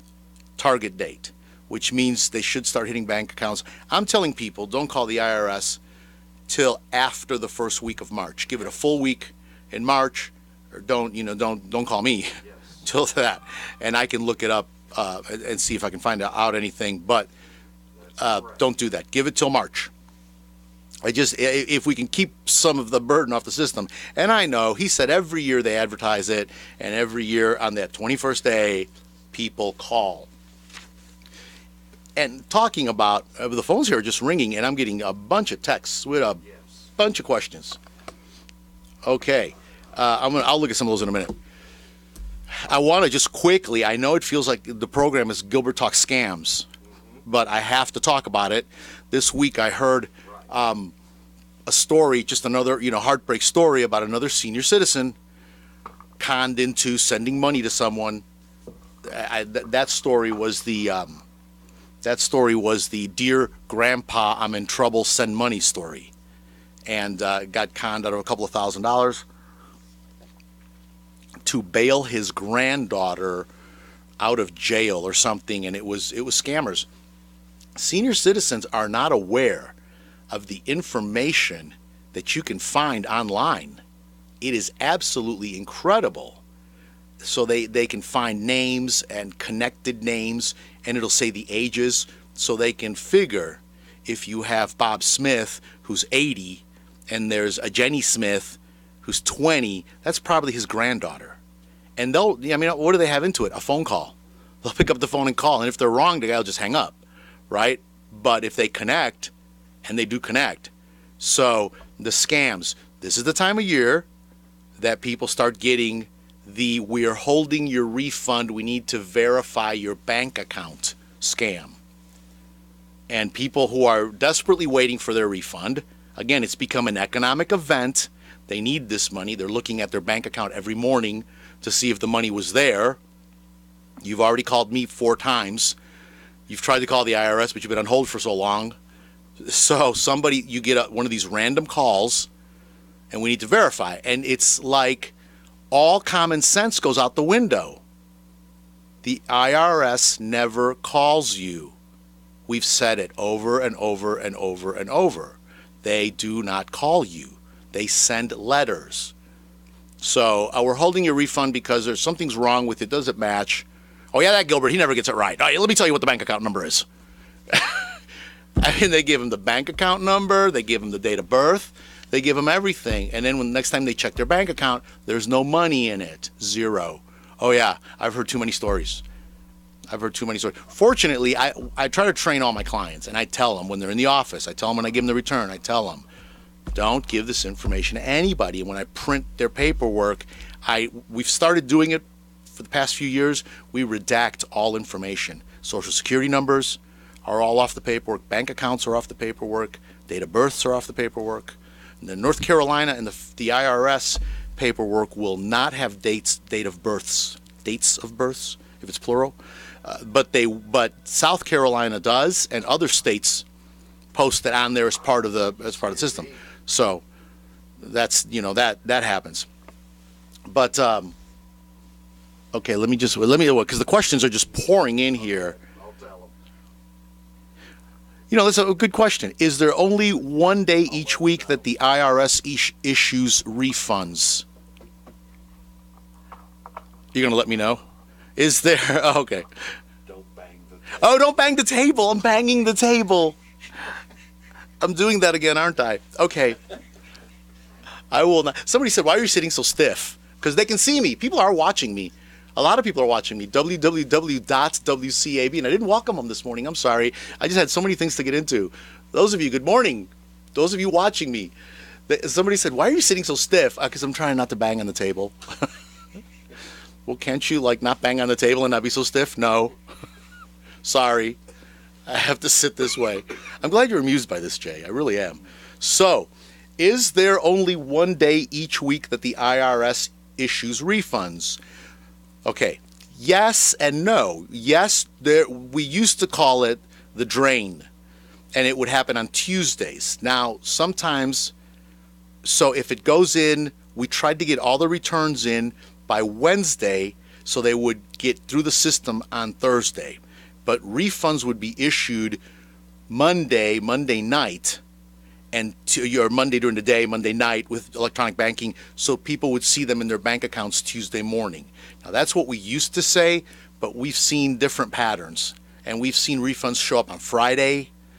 We've seen where people will call and say, but it used to be Tuesday. They used to publish a schedule years ago that said if you filed by such a date, you'll be deposited by such a date, and that got them in so much trouble because people were calling those dates, and it didn't take into account all the other things that can happen like rejections and mismatches and all kinds of things. And a lot of things happen behind the scenes that people don't see. Just because they leave my office on a Tuesday doesn't mean that right then and there it got filed. I review all those files before I e-file them, and make sure that everything's right and look and double check. And so it may be the next morning that I actually e-file it. Just want to make sure that there was no mistakes, because I don't want it rejected. Not that that's, a reject on my end is not a bad thing. Once they accept it, they've accepted it, and you can't take it back. Oh, by the way, this was wrong. No. So I do a 3-step verification, and I look at it one more time before I e-file it. Just to be careful here. Typically that Tuesday morning, that's why the man said, we are dreading coming back to work Tuesday, because it's Tuesday and it's 21 days. He said we are going to be very, very busy answering the phones, and it just ties up the phones for everybody. So I'm getting some texts here about refunds. No. Keith in Ellenboro, the answer to your question is no. You know what your question was? That's a complicated tax question there that involves a lot of research, but I know just off the top of my head, the answer is no. Okay, I'm going to put the phone down gently again. Okay, so last week, so I got all that out of the way. Last week, I kind of left a little teaser, not deliberately. I'm going to talk about things that have changed from last year to this year. I'm going to talk a little bit about injured spouse this hour, what's left of this hour. Injured spouse, there's a difference between injured spouse and innocent spouse. And we're going to talk about, those are two provisions that if you, but I'll get into that. Jay's looking at me like, really? Yes, there is a difference. I'm going to talk about education credits because I've had some questions about that. What's different there? But last week, I said one of the things that's different is the deduction for certain school donations. And there was some misunderstanding as to what I said. We had like 1 minute left. And, there is no 1 minute topic on my program, right? Okay. Some colleges and universities require alumni to make donations before they are able to purchase season tickets. Okay, you're an alumni, and you as an alumni, you have certain privileges at that school. One of them is season tickets, especially if you go to Clemson. This is a big deal. Okay, so that donation to the school used to be allowed as a deduction. The donation, not the price of the season tickets. Okay, but the donation used to be allowed as a deduction. And this is the same thinking as you go to a church function and they have a door prize. Typically, you will see that. So you go to this function, whatever it is, a dinner, whatever, and you give, and I'm just making some numbers up here, okay, you give a $100 donation for you and your wife, and you get a dinner and some kind of a door prize or whatever. Okay, so what you're supposed to deduct is the price of the ticket minus the value of the dinner and the door prize. Well, what's the value of, a spaghetti lunch over at St. Luke's? We try to come up with a reasonable price. I mean, what's a good lunch cost? $10. Okay, fine. So you deduct $20, you and your wife, and that's typically been good. So that was the thinking with this kind of thing, but it kind of got out of hand. As a matter of fact, at the Clemson website, and I meant to look at it this morning, but I didn't. But I looked at it last week, and the Clemson website has a link to the alumni club and the donation club, and they have, as of last Saturday, they had not updated their website and still showed that this donation is tax deductible. And I wanted to check it this morning and see, because somebody down there's got to be listening to me. I'm sure, because they're very intelligent people at Clemson. They will, somebody's listening to me, so they will have said, hey, boys, you need to change that. But it still had it on there, and because they are a 501c3, so it is a legitimate deduction, and an alumni club does qualify. Okay, well, they got rid of that. That is gone. No more can you do that. And there was a lot of concern that this was going to impact the whole, not just the money coming into the alumni club, because the alumni club, funds a lot of school projects. It is a major fundraising arm, the alumni are, and those of you that know some fanatic alumni of their schools they graduated from, a lot of them give a lot of money. So there was a lot of concern about this because this was a big fundraiser. So the donation school used to be allowed as a donation. However, donations tied to the right to purchase tickets are no longer deductible for 2018. So some of you may already have made those purchases. Sorry. And this is a big deduction for some people. It's a big expense because relative to the price of the tickets, they're willing to give that money. And especially if you want some front row box seats at a Clemson game, they seem to be willing to pay for that. Let's go ahead and take a break. I'm a little late here. This is Gilbert Talks Taxes, WCAB AM 590, FM 100.9. People come up to me all the time and say, Gilbert, thank you for doing my tax return. I just got my refund. Any idea what I can do with that refund? Oh, yes, I've got an idea. Call NC Tractor and Farm Supply on Railroad Avenue. Get yourself a brand new Massey Ferguson. You can call Phil at 828-429-5008. And when you're talking to Phil, mention you heard it on Gilbert Talks Taxes. You know what he'll do for you? Absolutely nothing. But me, he's going to give me a discount when I buy my Massey Ferguson. This is Gilbert. I've made a career out of helping businesses. Something else that can help businesses is a good sign. Let me tell you about DS Signs and Graphics right here in Spindale. Whether it's outdoor signage, banners, printing, or promotional items, call Alex at 828-286-4900. And remember, a good sign is good business. We are back. Gilbert Talks Taxes, because, as we all know, taxation with representation has not been such a good idea either. And I'd like to welcome those of you watching me live stream, www.wcab59.com. I get quite a few people that comment on it. And it's a great, Todd set that up, and it's wonderful. So I've gotten a couple of other text message questions. I'll get back to you. Some of these questions are pretty complicated. They did give you a little bit of research. And what makes it complicated is a lot of these questions depend on other things, or the answer depends on a lot of other things, like what is your income? That is why it's very hard to come into a program like this and give blanket statements, because things phase out at different incomes levels and different things happen. So I'm going to talk about, and I am going to talk about who needs to file and the requirements for filing. I'm going to get into that a little bit later, but I want to talk about this innocent spouse relief, injured spouse, innocent spouse. So you may be an injured spouse. Now, the form for this is IRS Form 8379. That's 8379. I would tell you, go online, irs.gov, G-O-V, get that form, and you can download the PDF and just read it. It's a short form, or the instructions. Well, it's a short form. It's a 2-page form, but the instructions are very short.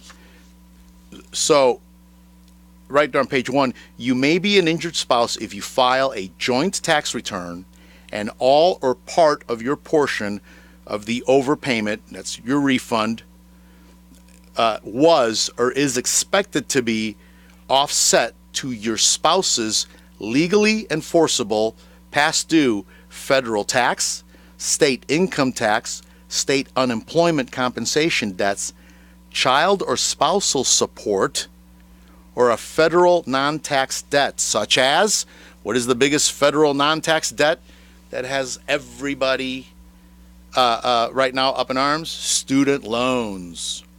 If you do not pay those student loans, that is why when people come to me for advice, I tell them to stay away from those student loans. They're not even an option in my book. And my son graduated from ECU debt-free, so it can be done. And I talked to many people that graduated and with expensive degrees at expensive schools, and they did it debt-free. And then I have a whole methodology for that. That's not that complicated. Take as many classes right here. Right here, we have a great college right here, ICC. Oh, you teach there. You teach broadcasting there. So you know, and they're making it better. They're adding new buildings, and there's a lot of funding.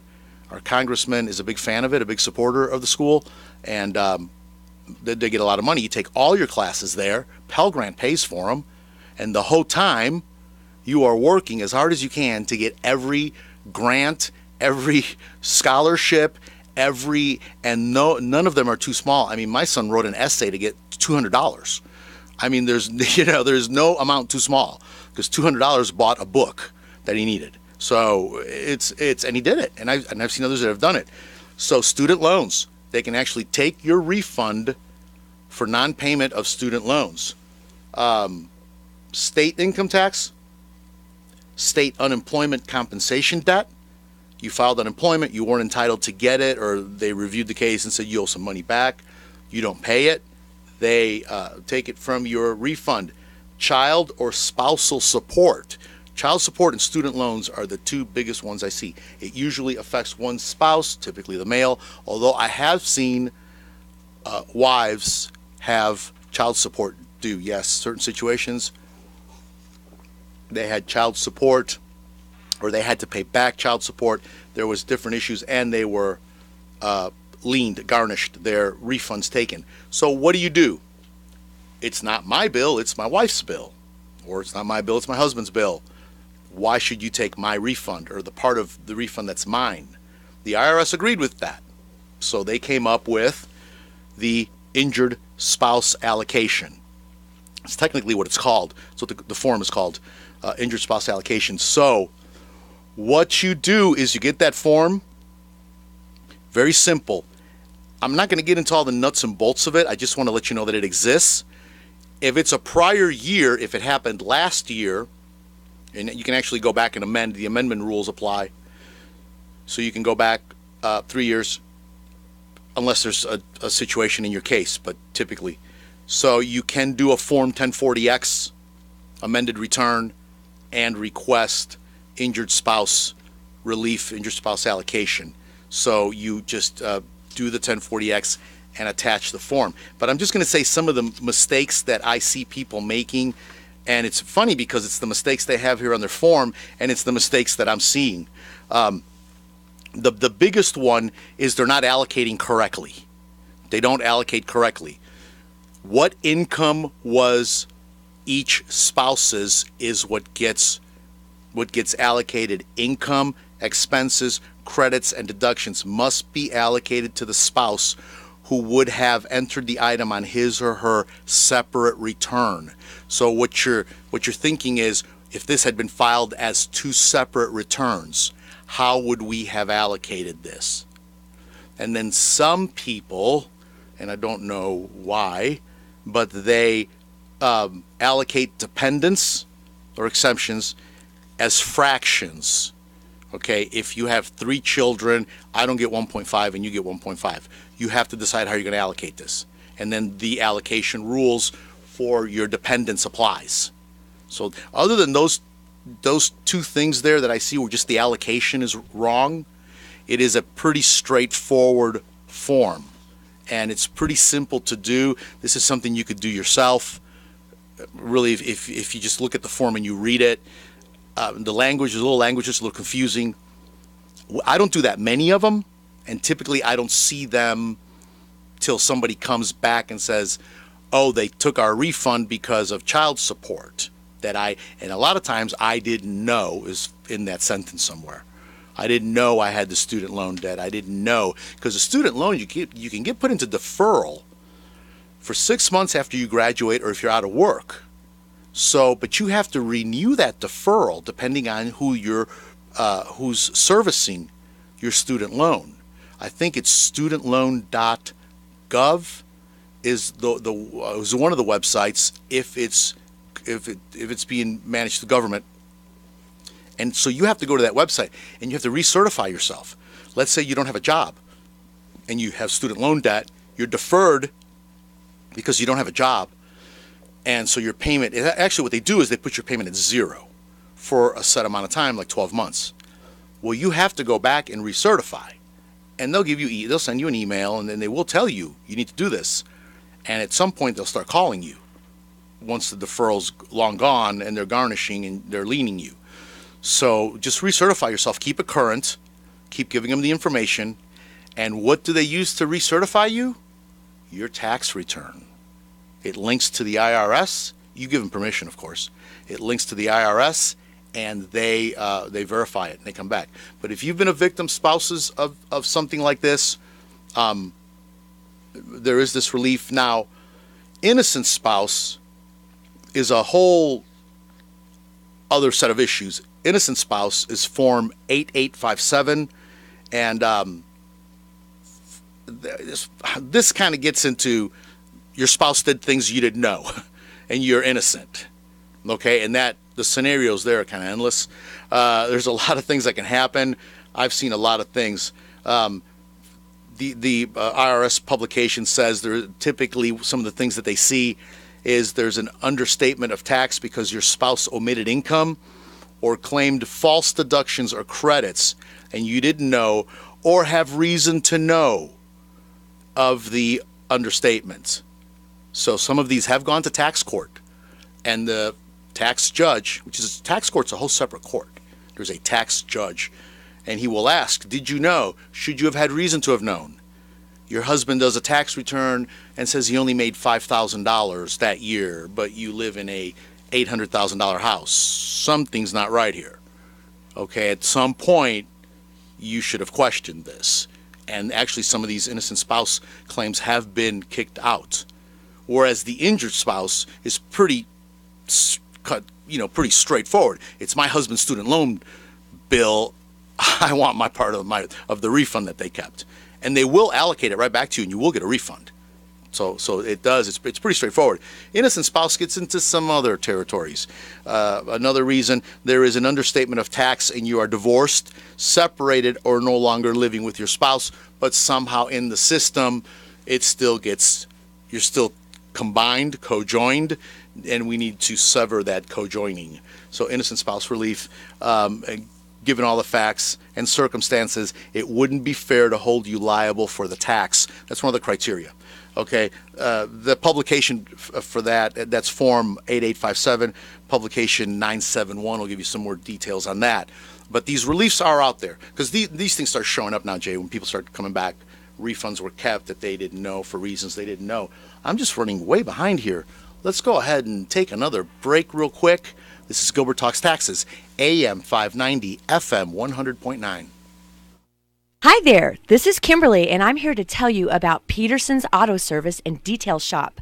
As a woman, I'm often apprehensive about taking my car to a dirty service garage. But you can be assured that Peterson's, located at 478 Butler Road, Forest City, has an incredibly clean and safe environment where you get high-quality service at a great price. Peterson's was voted Rutherford County's best auto service 3 years in a row.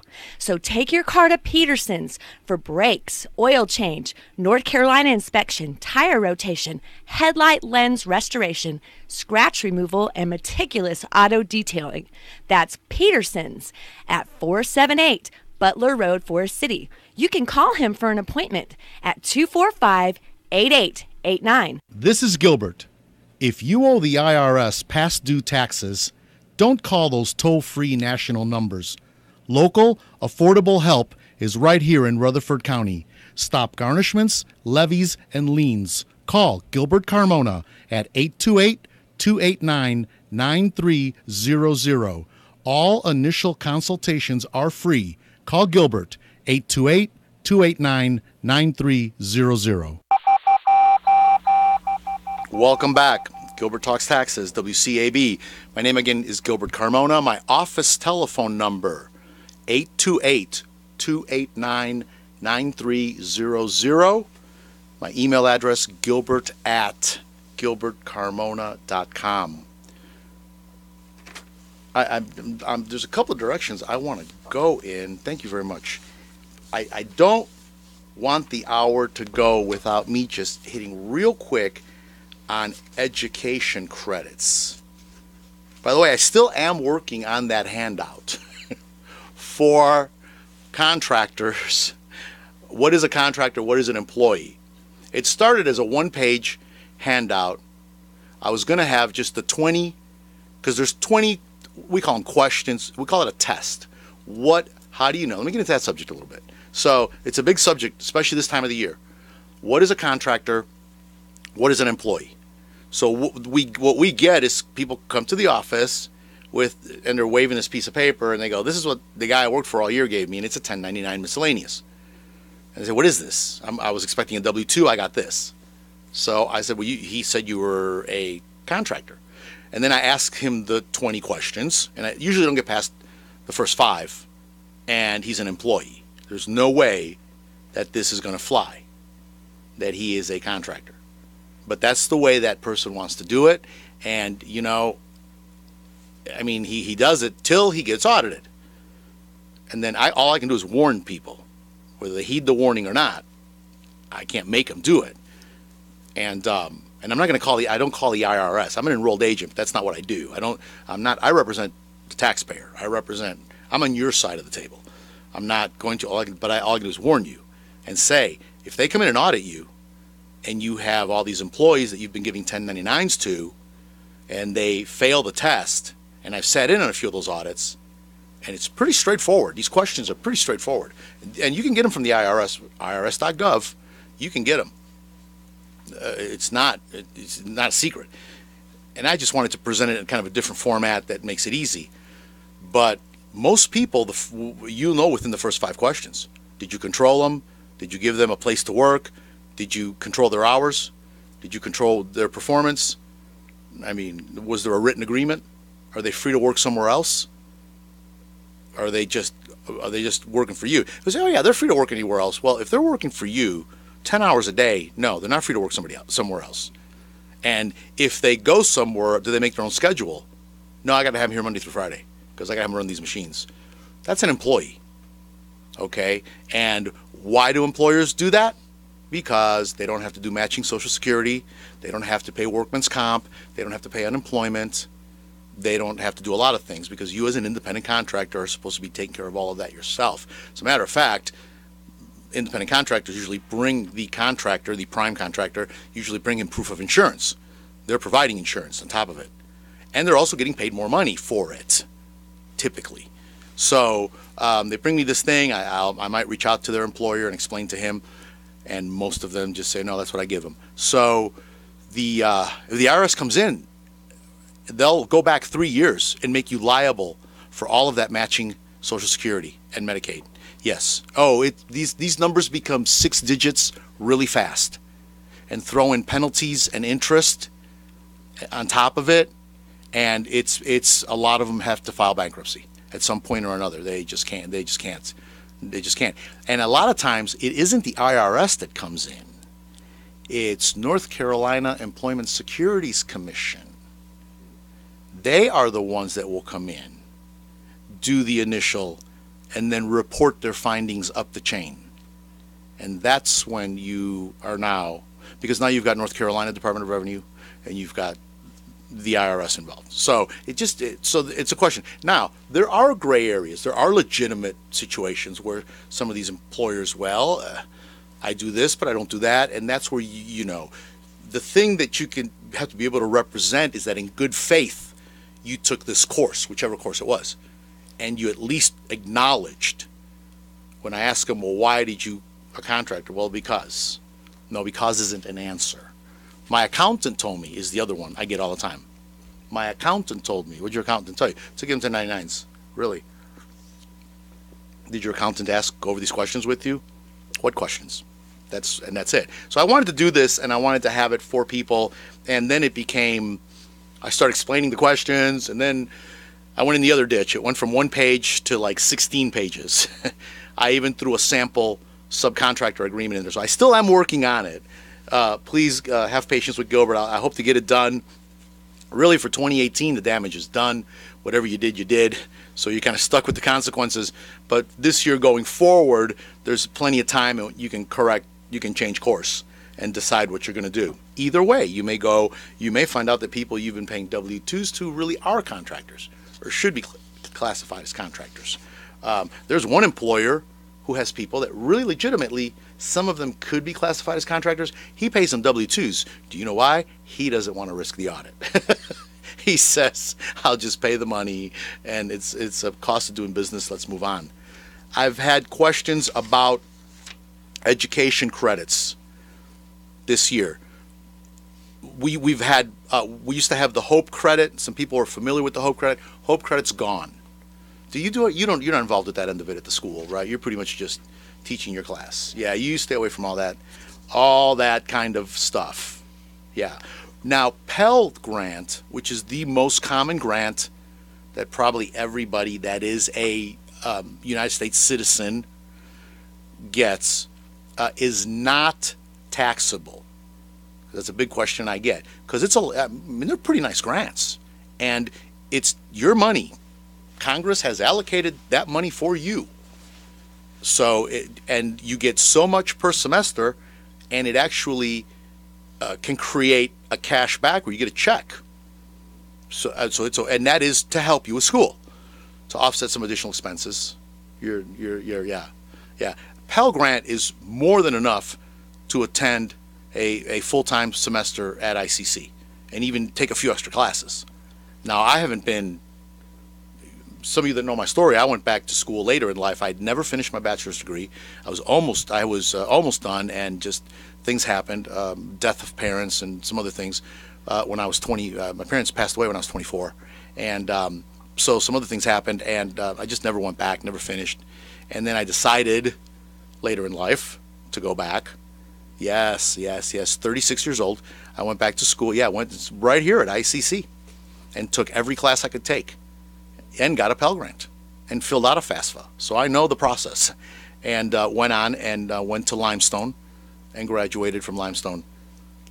Summa cum, if I could brag. Yes, summa cum laude. Yeah, studied and had help. A lot of friends. We studied together and did it. So I really, I just recommend it's an experience that I can't recommend enough for people that have always wanted to do that. It was, it's an accomplishment. So to help pay for all that, the government, right now we have 2 credits available. We have the American Opportunity Credit and we have the Lifetime Learning Credit. Now the Pell Grant, you can use until you get your bachelor's degree. Once you get that bachelor's degree, that's it for Pell. Okay, and that's pretty much it for the American Opportunity Credit also. So I'm literally reading off the government guidelines right here. American Opportunity, you get up to $2,500. And now this has been a little confusing to people that are self-preparing and even some preparers, because with the new tax form, it'll split that up. It'll give you 1,000 of it above the line to reduce your tax, and 1,500 below the line. You've got to just look and see, or up to. You may not get the full amount, depends on your income. Okay, so, but just look and verify, and it's those 2 amounts on the tax return. It's up to $2,500. Up to 40% is refundable. That's a whole other subject I'm not going to get into right now. 100% of the first $2,000 plus 25% of the next $2,000. There's a formula there. Okay, it's available for 4 years of college, and only if the student has not completed the first 4 years of education before 2018. So if you've completed your 4 years, it's over. Okay, you cannot have completed your 4 years at the end of 2018. So to get that credit, it's available only for 4 tax year periods. So for 4 tax years. Now we're still having some dovetailing of the HOPE credit, and that's where there's been some confusion. So there's some things there. Your tax preparer will know if that's a situation, but just be aware of it. If you've gotten the HOPE credit and now you're switching to the American Opportunity Credit, there's a few things you might have to reconcile. Again, I'm not going to get into that. Just know that there's an issue there. It does phase out, and I get this with parents that are claiming the credit for their dependent children. This does phase out. Single parent head of household, it phases out. $80,000 to $90,000. Married filing joint, it phases out double that, $160 to $180. So I've actually had some parents where this has phased out. And what does phase out means? You get zero. It phases down to nothing. The student must be enrolled. This is where I see some people also miss out on this credit. Student must be enrolled at least half-time for at least 1 academic period, which is pretty generous, I think. I've always thought that was kind of a little liberal. I could see half-time both semesters, but no, just 1. Or the first 3 months of 2019 if the expenses were paid in 2018. So you prepaid your expenses. You listen to Gilbert Talks Taxes and he told you to prepay, okay, because you could claim it and you did it. Now you can, even though it's the first 3 months of 2019, you can claim that credit for 2018, okay? And at the end of 2018, the student had not been convicted of a felony for possession or distributing of a controlled substance. Congress stuck that in there. Yes. That had something to do with a lot of this is going back a few years, maybe a little history on this. There were prisoners that were taking classes in prison, and Congress was spending a lot of money. And these guys were just doing it just to waste time. They had no intention of doing anything. And so Congress kind of threw that in there, and it weeded that out a lot. So they didn't want those people. Now, lifetime learning credit, up to $2,000. Maximum lifetime learning rate is 20% of all expenses, all qualifying expenses. It's available for all years after your post-secondary education for courses to acquire or improve job skills. It does not have to lead to a degree, which is major.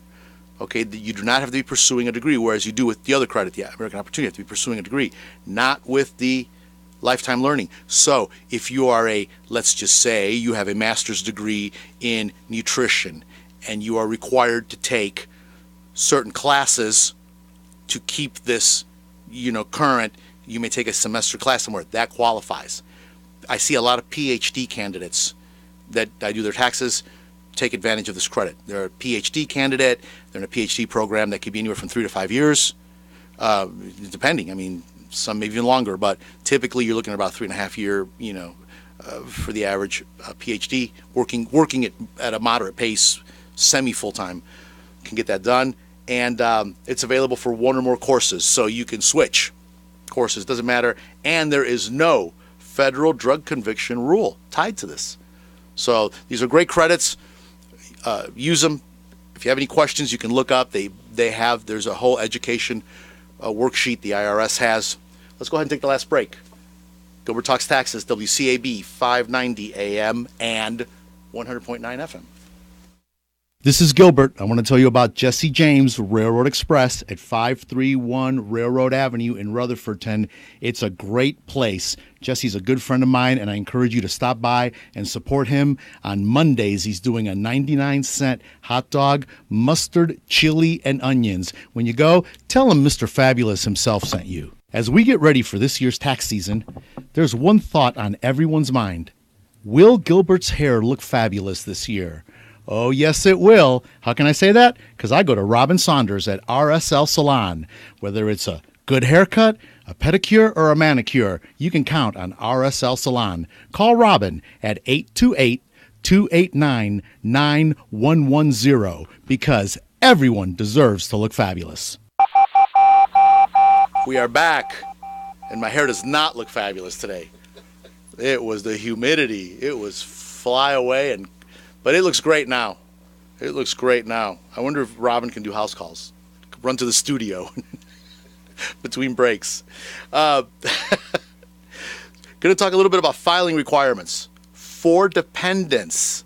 Okay, so what are the filing requirements? Filing requirements, and this is the question I get a lot, who has to file?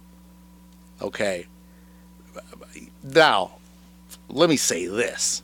I am really suggesting that senior citizens who are in retirement file a tax return, a zero return, whether they have to or not. I'm just throwing this out there. You caretakers, listen up. Let me explain to you why I'm recommending this, and I'm doing it. And you can free file. So you can go probably to the senior center and get it done for free. I mean, you can do it yourself online if you want to help them. Why am I recommending this? Because you'll see if somebody's using their social or not. There have been a lot of stories, getting back to the scams again, a lot of stories where somebody, a lot of times it's a family member, believe it or not. It's a family member or a caretaker. It's somebody in close proximity. I know it tears you up, but that's who it does. I'm a fiduciary. I have my securities licenses, and a fiduciary. We have access to people's accounts and things. And the number one, I shouldn't say the number one, but it's a big one thing that they're telling us to watch out for is family members getting their senior relatives to call in and have money withdrawn from their portfolio and sent to them, and it's going to the bank account of this person. And that's senior abuse. And I mean, I could do a whole show on that. So there's questions we have to ask. And I have actually had situations where they've come to my office.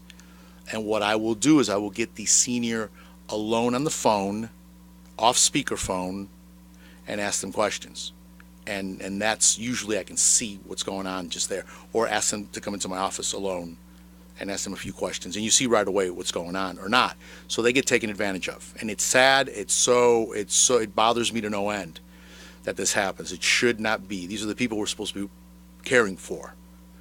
So somebody will get their social date of birth and they will file a tax return claiming fictitious grandchildren, fictitious income, and getting these refunds.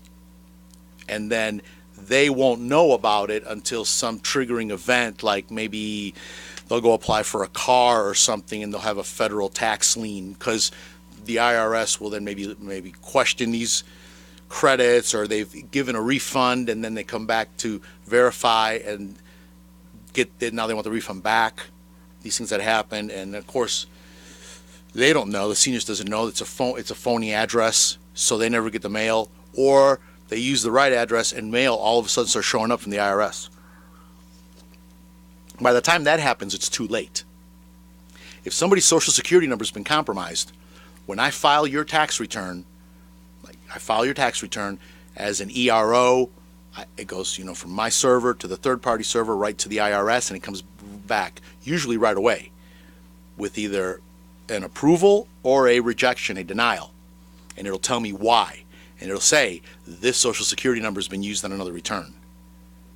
So I would tell you, even though they don't have to file, go ahead and file a zero return. There's no penalty, no fee, no anything for filing a zero return. State of North Carolina actually wants you to file zero returns. Let's say you worked out of state. You lived out of state, you came back, whatever, you've got years with zero returns, or whatever the scenario is, you didn't work. Whatever the scenario is, and you have zero income, they actually, because that way, when they're reviewing your file, they will see a tax return for every year. If there's not a tax return, then that prompts them to look into it, and it raises all kinds of red flags within their system. And it just becomes a mess. So, and they'll send out a letter requesting a return. The people say, well, I didn't have any income. They ignore the letter, and now it becomes a bigger thing than it needs to be. As somebody said the other day, it becomes a hurricane in a coffee cup. I thought that was a great analogy. That's exactly what some of these situations are. Yeah. So I would tell some of these seniors, go ahead. Do they have to? No. But what a great way to find out. Same thing with dependent children. You may not, because you don't get the exemption anymore, because exemptions are gone. Okay, you just get the child tax credit or the earned income credit. Well, let's say you're not getting those credits because you either phase out, made too much money, you're not getting the credit, or whatever reason, or they're too old, but they're still your dependent, they have no income, they're not going to file a tax return. Okay, nobody else is going to claim them. People say, well, can we just take them off the tax return? I say no. Let's go ahead and keep them on that tax return and file it. Why? We lock down that social security number.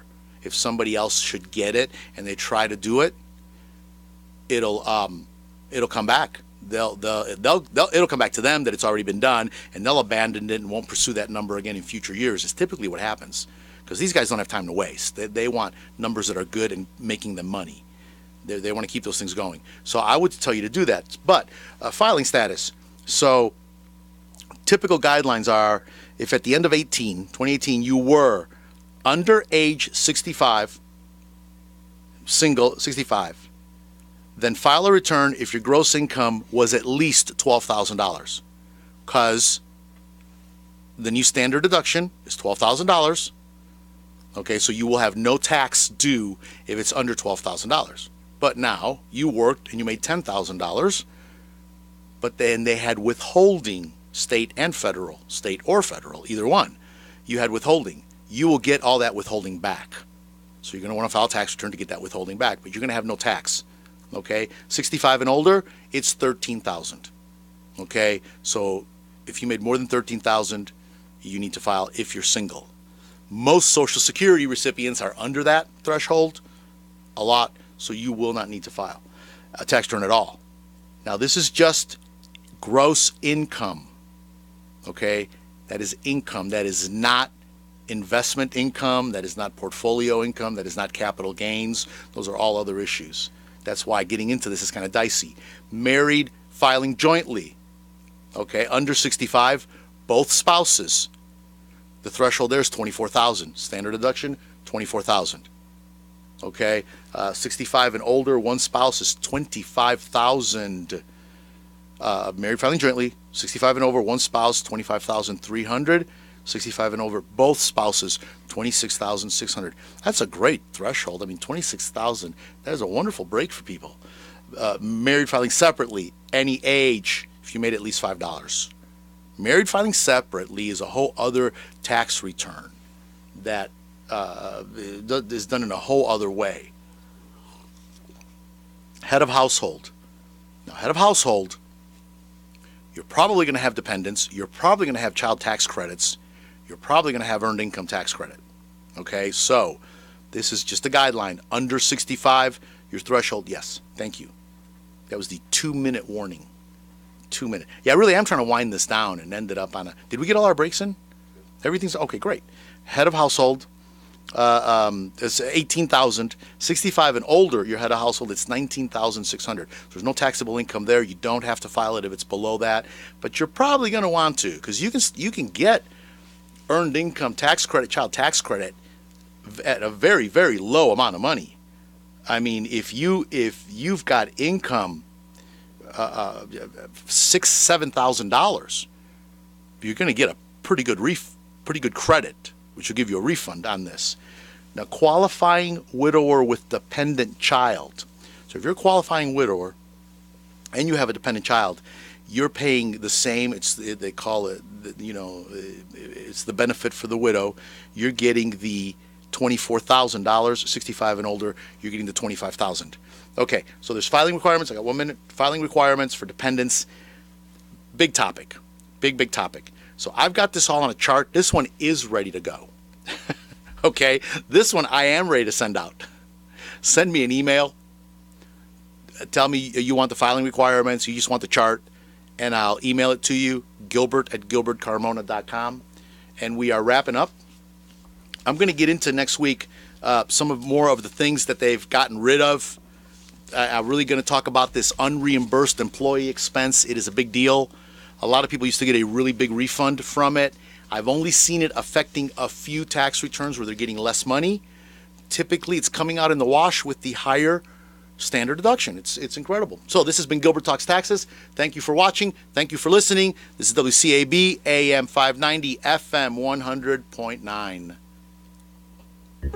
Get news, sports, weather, and local streaming from our website at www.wcab59.com. WCAB, the only radio station you should ever need. ABC's Megan Williams is in Rome. The Vatican has announced it has expelled from the priesthood former Cardinal Theodore McCarrick. The move comes in the wake of multiple allegations of sexual assault, including that of minors. Theodore McCarrick was one of the most powerful Catholic leaders in the U.S. as Archbishop of Newark, then of Washington, D.C. in the early 2000s. The announcement comes just days ahead of a meeting here in Rome of dozens of top bishops from around the world on the sex abuse crisis. Observers say the Pope wants to show the Church is serious about zero tolerance of sex abuse, even for bishops and cardinals. Megan Williams, ABC News, Rome. A second partial government shutdown was averted, but now Democrats are vowing to legally challenge the president's declaration of a national emergency. ABC's Tara Palmieri is in West Palm Beach, Florida. Congress passed a spending bill Thursday granting only $1.4 billion for border barriers, far below the president's demand of $5.6 billion for a wall along the Mexican border. Trump bypassing Congress to tap into up to $8 billion. $3.6 billion will come from the Pentagon, another $2.5 billion from the Department of Defense, and $600 million from the Treasury Department, all combined with the additional $1.37 billion allotted from the spending bill. Police in Chicago releasing 2 men who were arrested and questioned about the alleged bias attack on Empire star Jussie Smollett. Chicago police confirming the men at the center of the investigation into the alleged attack on Empire actor Jussie Smollett are no longer considered potential suspects. The two taken into custody after landing at O'Hare Airport from Nigeria, questioned and later released as police say new evidence came to light. Authorities say the pair, U.S. citizens of Nigerian